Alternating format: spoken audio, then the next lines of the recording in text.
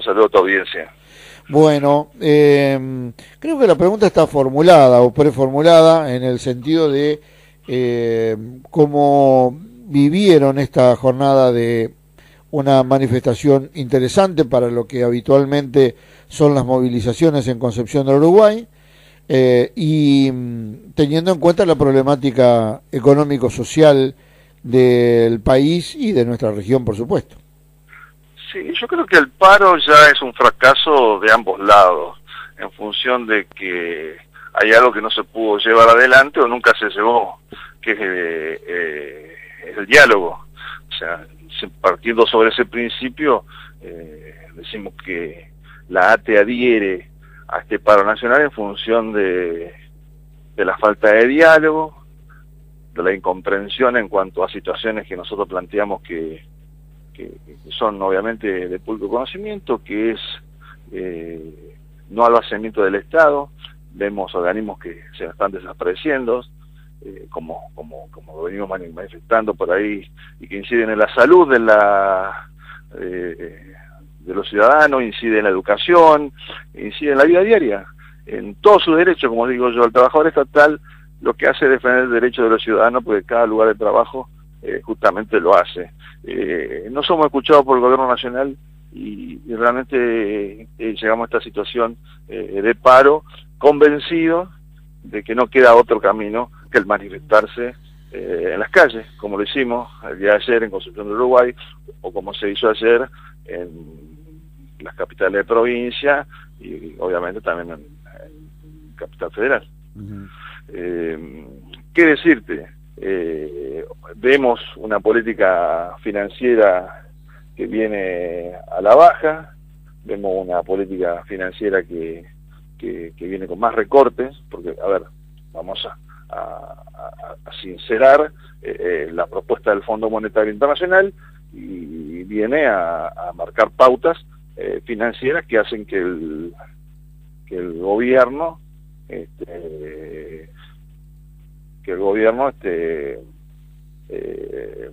diga que va a gastar y cómo va a gastar, y obviamente dentro de lo que es el gasto, para mí lo más importante es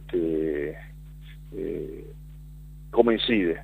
Y cómo incide en que va a haber un recorte en la política pública, y obviamente estamos hablando acá de un recorte en derechos de los ciudadanos.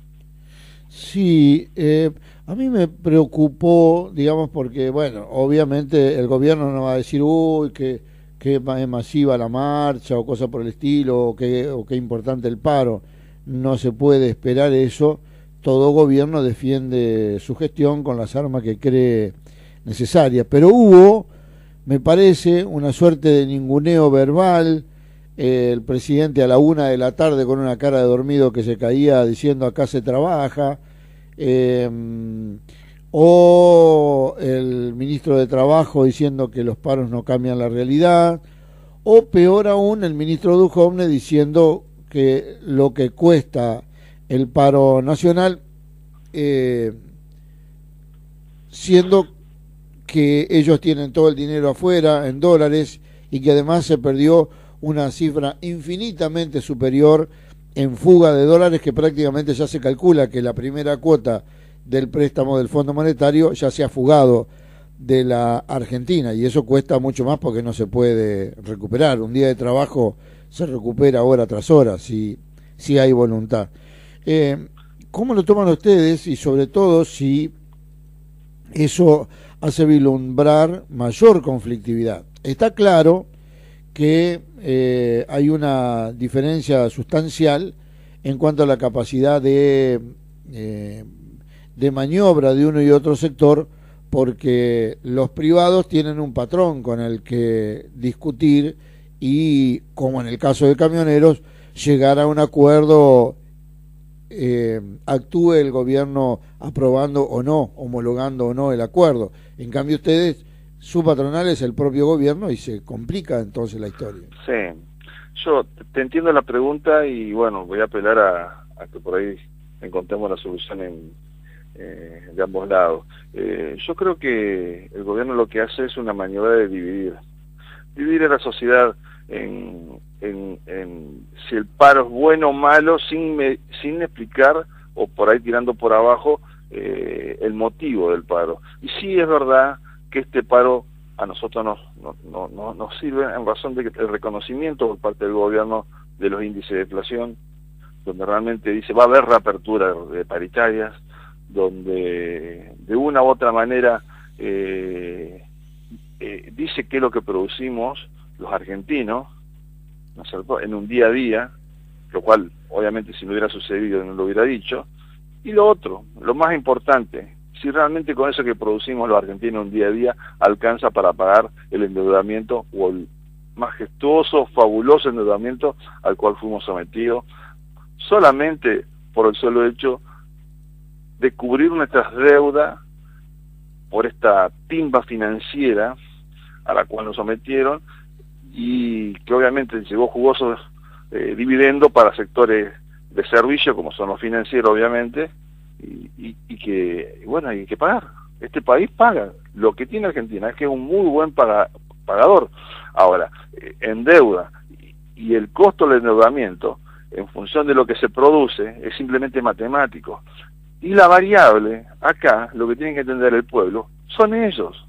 La variable para que esto cierre es reducción de gasto público. Y cuando hablo de reducción de gasto público, recordemos que la educación y la salud están en manos de las provincias.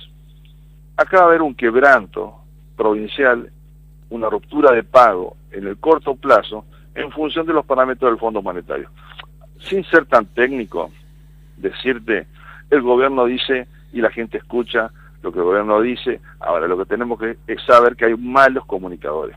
Vos me dejás el micrófono abierto, intercambiamos opinión, puedes estar de acuerdo, y si no estás de acuerdo seguramente me vas a rebatir la respuesta. La respuesta, exactamente.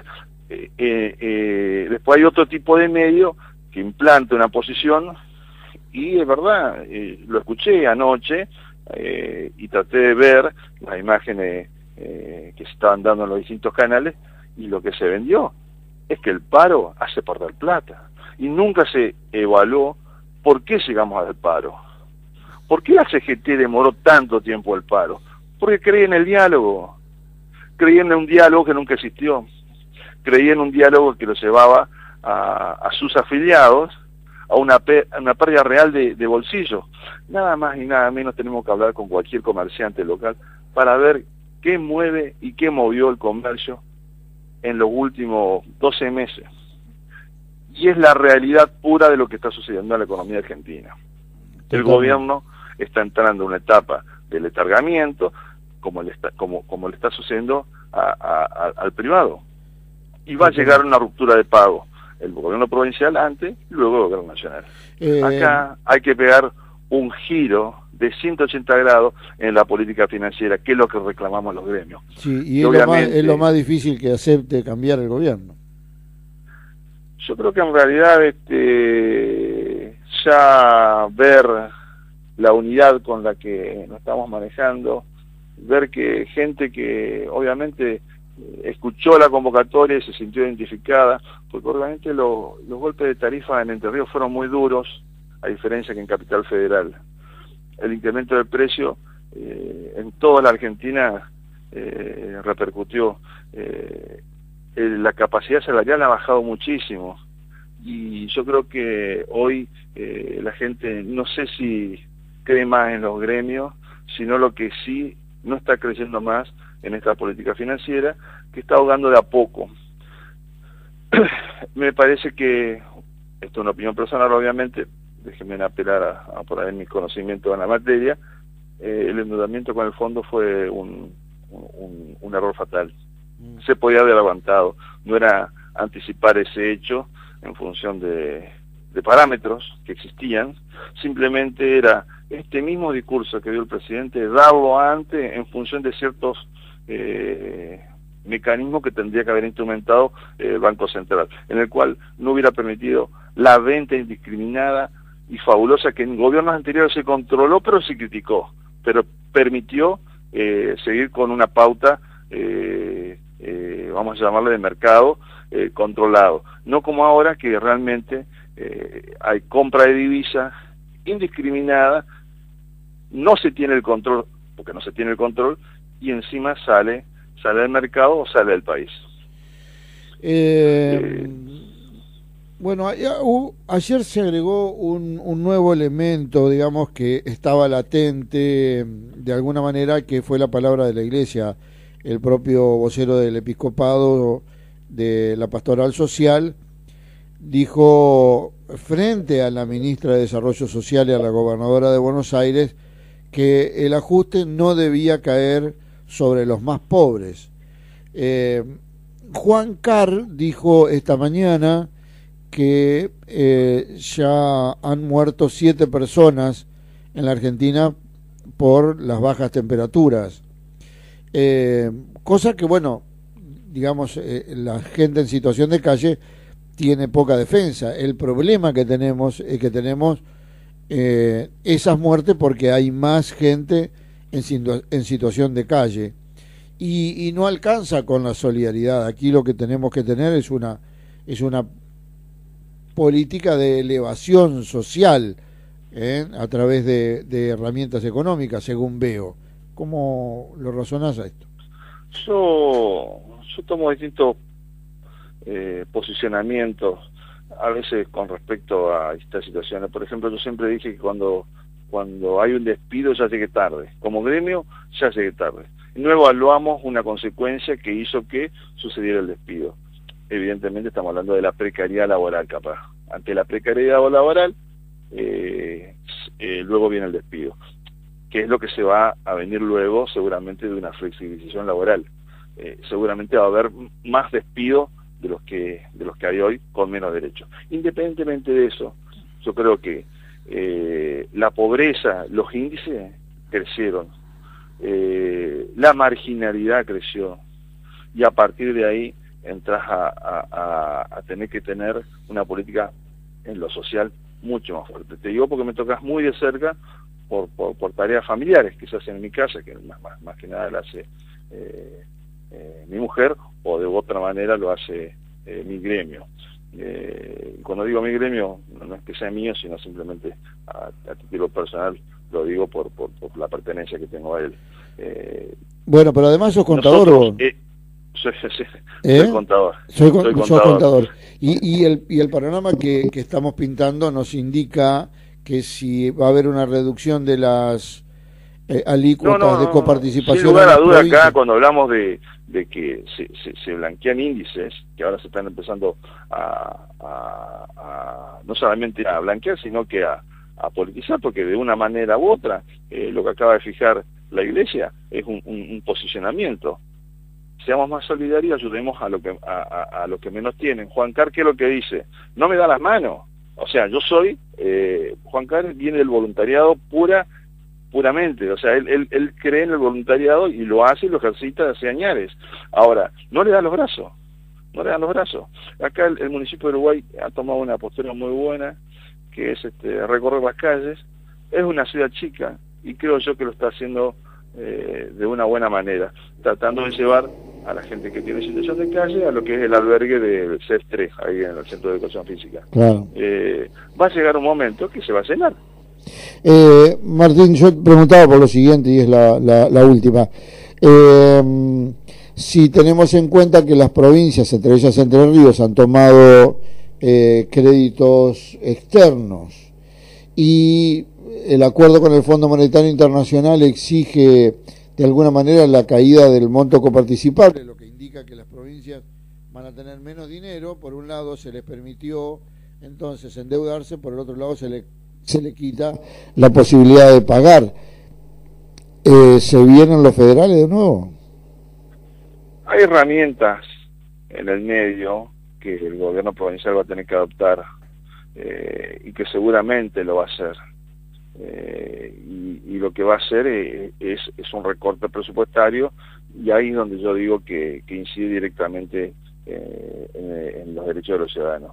Va a recortar en salud, va a recortar en educación, va a recortar en seguridad, y en función de los resultados de ese recorte y de la resistencia o no resistencia o cómo hace ese recorte, va a poder afrontar sus gastos. Si no puede afrontar sus deudas y gastos, yo creo que sí, nos queda más que endeudarse o buscar un paliativo que lo pueda hacer a terceros y que no circule por la calle. Ejemplo, liberar una letra de cambio, ¿no es cierto? Así como como lo es una letra del Banco Central, la provincia puede liberar una letra de cambio, la puede comercializar en el mercado local. Entre Ríos también una provincia pagadora, y en la justa proporción puede endeudarse. Yo creo que lo ha hecho en gobiernos anteriores, con bancos privados, lo ha hecho con empresas. Yo creo que realmente lo que tenemos que ver es qué es lo que va a hacer la política nacional, qué va a permitir hacer a la política provincial, y en función de eso tener como eje principal 2 o 3 factores. Uno, tenemos que hacer que de una u otra manera crezca el empleo. En función de que haya más empleo genuino, vamos a poder tener las políticas regionales controladas. Segundo, proteger las pymes, porque hoy yo creo que son el blanco de ataque, y más que nada a los productores. Nada más tiene que prestar atención en que una lata de choclo viene de Tailandia. O sea, Latinoamérica es donde el maíz salió, o sea, es nuestro, y hoy está enlatado y viene de Tailandia. Compramos manzanas y bananas en Chile, citrus. Bueno, entonces, al proteger nosotros la industria local, el productor local, cuando digo industria hablo de la pyme, ¿no? Siempre me refiero a la pyme, porque en realidad el otro se cuida solo, que para este cuidado que es grande se cuida solo, y ya se cuidó. Y lo otro, generar empleo público. Son lo básico, lo único que tiene que hacer el Estado. En función de eso se regula el resto. Y te puedo asegurar que todos los comerciantes concepcioneros me están entendiendo. El circulante de plata en la calle es escaso o nulo. Hoy, un día lunes, se abre para limpiar las vidrieras. Es muy difícil abrir un día lunes y saber que vas a tener buenas ventas. Y así sucesivamente. No te quiero aburrir con estos números por ahí que son diarios para mí.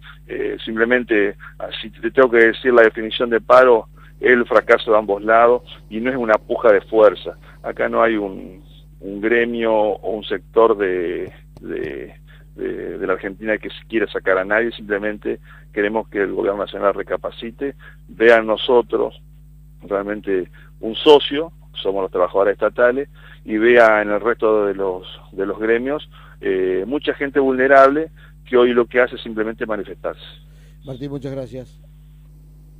Gracias a vos, Juan. Un abrazo, Martín.